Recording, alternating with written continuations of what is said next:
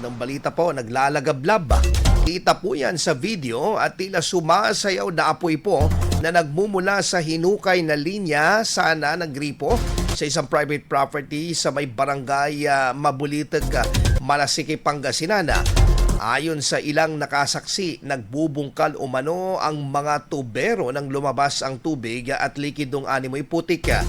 Dahil sa pag-uusisa, sinubukan umanong sindihan gamit ang lighter ang naturang likido dahilan upang agad itong magliyaba.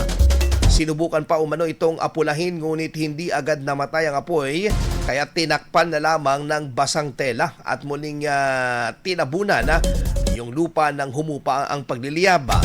Napagdesisyon na lamang na ilipat ang pwesto ng ikakabit nilang gripo.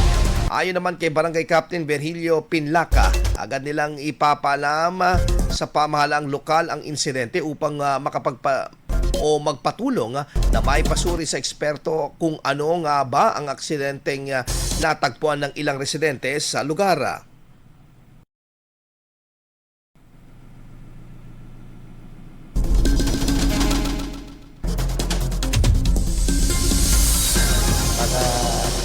Delikado, baka may madami o gano'n kasi naglalabas ng apoy. Kaya siguro ipapaano namin kay Mayor, paparating namin sa Mayor namin kung anong dapat gawin dyan. Virgilio Pinlaca ng nasabing barangay para naman po sa kaligtasan hindi muna gagalawin ang naturang hukay hanggang hindi may pasusuri upang malinawan sa posibleng panganib o benepisyo ng natuklasang likido ng mga residente. IFM News. IFM News. IFM.